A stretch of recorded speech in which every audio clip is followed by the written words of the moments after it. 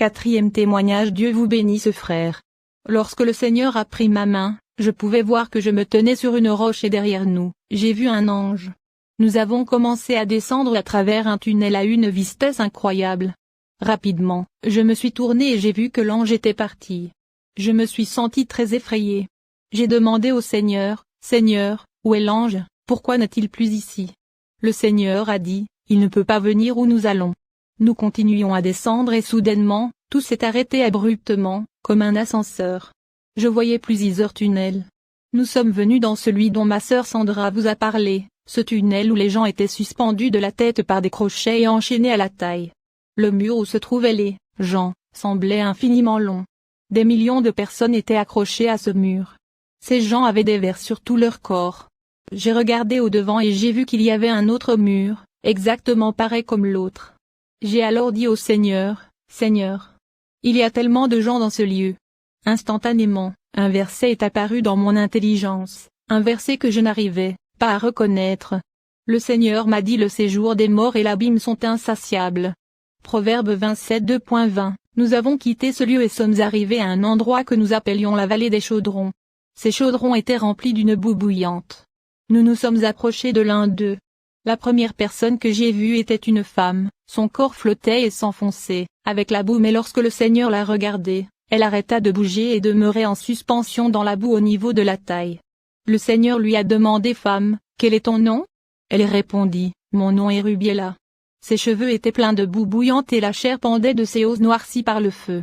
Les vers pénétraient par les trous de ses yeux et ressortaient par sa bouche puis entraient à nouveau par son nez et agaçaient ses oreilles. Lorsque les vers ne pouvaient entrer, il creusait simplement un trou pour pénétrer dans une autre partie du corps, ce qui occasionnait une douleur indescriptible. Elle criait, « Seigneur, s'il te plaît, sors-moi de ce lieu. Aie pitié de moi. Je ne peux plus continuer comme ça encore longtemps. Arrête tout ça Seigneur, s'il te plaît, aie pitié de moi. » Le Seigneur lui a demandé pourquoi elle était là. Elle était là à cause de la vanité. Ce même mot était écrit sur la plaque de métallique qu'elle avait sur la poitrine. Dans sa main se trouvait une bouteille tout à fait normale, mais à ses yeux, la bouteille ressemblait à un parfum très coûteux. Rubiela devait prendre la bouteille qui était remplie d'acide, et en asperger tout son corps. Cela faisait fondre sa chair, lui causant une grande douleur. Elle criait au Seigneur « Seigneur s'il te plaît, aie pitié de moi. Je ne peux plus rester ici. Juste une seule seconde Seigneur. Je ne suis pas en train de vous dire que c'est un péché d'utiliser du parfum, mais le Seigneur nous a expliqué que cette femme était là à cause de son parfum, comme la parole de Dieu nous dit dans Deutéronome 5 2.7 Tu n'auras point d'autre Dieu devant ma face. Elle était là car sa beauté, ses parfums et sa vanité avaient la première place dans sa vie. Toutefois, le Seigneur Jésus est le roi des rois et le Seigneur des seigneurs. Il doit être le premier dans votre vie, c'est pourquoi cette femme était là.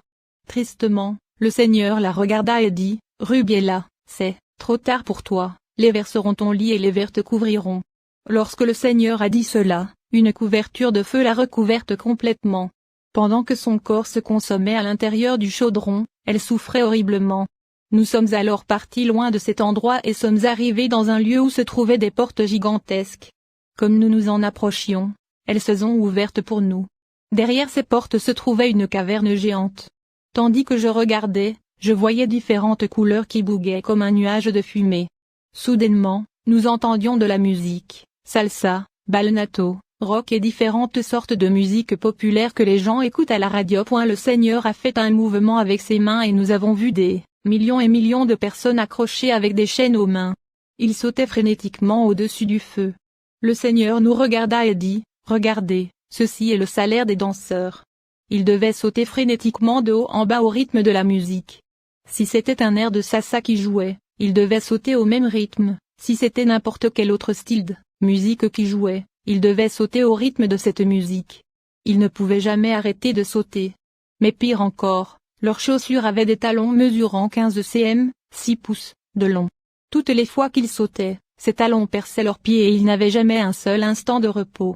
Lorsque quelqu'un tentait d'arrêter, les démons venaient immédiatement et le poignardaient avec des lances, le maudissaient et disaient « Loul.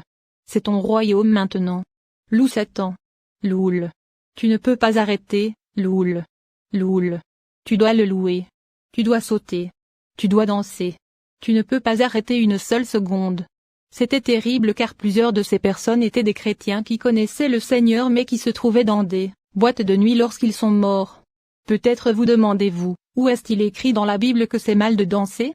Dans Jacques 4 2.4, la parole de Dieu dit, « Adultères que vous êtes. Ne savez-vous pas que l'amour du monde est inimitié contre Dieu? Celui donc qui veut être ami du monde se rend ennemi de Dieu. » Aussi dans 1 Jean 2 2.1517, « N'aimez point le monde ni les choses qui sont dans le monde. Si quelqu'un aime le monde, l'amour du Père n'est point en lui, car tout ce qui est dans le monde, la convoitise de la chair, la convoitise des yeux et l'orgueil de la vie, ne vient point du Père, mais vient du monde. Et le monde passe, et sa convoitise aussi, mais celui qui fait la volonté de Dieu demeure éternellement. Souvenez-vous, le monde passera et tout périra, mais celui qui fait la volonté de Dieu vivra pour toujours. Mes amis et frères, lorsque nous avons quitté cet endroit, nous avons vu quelque chose qui ressemblait à des ponts qui divisaient l'enfer en différentes sections de torture. Nous avons vu un esprit marcher sur une passerelle. Cet esprit ressemblait en tout point à une poupée que nous avions déjà vue sur la terre. Ces poupées s'appellent Trésur, Troll et Troll Trésor. Ils ont différentes couleurs de cheveux, un visage de vieil homme mais un corps d'enfant, sans oragne sexuelle. Leurs yeux sont pleins de méchanceté. Le Seigneur nous a expliqué que ce sont des esprits de perte. Cet esprit avait une lance dans la main et marchait pompeusement sur cette passerelle, comme s'il faisait partie de la royauté. Comme nous marchions, il poignardait les gens en bas avec sa lance. Il les maudissait en disant, « Vous vous rappelez le jour où vous étiez à l'extérieur d'une église chrétienne et que vous ne vouliez pas venir à l'intérieur? Vous vous rappelez le jour où ils vous prêchaient et que vous ne vouliez pas écouter? Vous vous rappelez le jour où ils vous ont donné un dépliant de l'évangile et que vous l'avez jeté? » Les âmes perdues tentaient de boucher l'endroit où se trouvaient jadis leurs oreilles. Ils répliquaient au démon, « Tais-toi. Tais-toi. Ne m'en dis pas plus. Je ne veux pas en savoir davantage, tais-toi. » Cependant, l'esprit méchant éprouvait beaucoup de plaisir à le faire car cela causait beaucoup de douleur à leurs âmes. Nous avons continué à marcher avec le Seigneur. En regardant une masse de personnes, nous avons remarqué un homme qui criait plus fort que les autres qui brûlaient à cet endroit. Il disait, « Père, Père, aie pitié de moi. » Le Seigneur ne s'était pas arrêté pour le regarder avant cela mais lorsqu'il a entendu le mot Père il a tremblé et s'est retourné. Jésus l'a regardé et lui a dit, « Père? Tu m'appelles Père? Non, je ne suis pas ton Père et tu n'es pas mon fils. Si tu étais mon fils, tu serais maintenant avec moi dans le royaume des cieux. Tu es le fils de ton père le diable. » Immédiatement, une couverture de feu est venue recouvrir son corps tout entier. Le Seigneur nous a raconté l'histoire de cet homme. L'homme l'avait appelé Père car il le connaissait.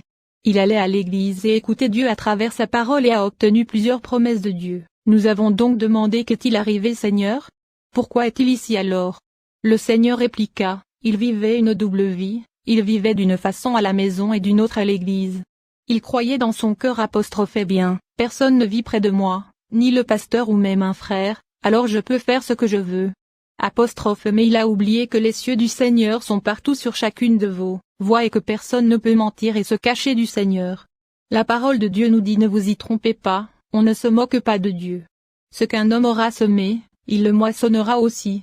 Galates 6 2.7, cet homme souffrait 1000 fois plus que les autres. Il payait une double condamnation, une pour ses péchés et l'autre pour avoir pensé qu'il pouvait tromper le Seigneur. Aujourd'hui, les gens essaient de classifier la gravité des péchés, ils croient que les homosexuels, les voleurs et les meurtriers sont de plus grands pécheurs que les menteurs ou colporteurs. Mais aux yeux du Seigneur, tous ces péchés ont le même poids et le même salaire. La Bible nous dit que le salaire du péché c'est la mort, l'âme qui pêche c'est celle qui mourra. Romains 6h23, Ézéchiel 18h20. Mes amis, mes frères, je vous invite à accepter l'invitation de Jésus. Jésus étendra sa main miséricordieuse vers vous si vous vous repentez. La parole du Seigneur dit qu'il sera accordé miséricorde pour celui qui change sa voie et qui se repent. C'est vraiment mieux d'y croire maintenant que d'attendre et de découvrir le pénible chemin plus tard. Dieu vous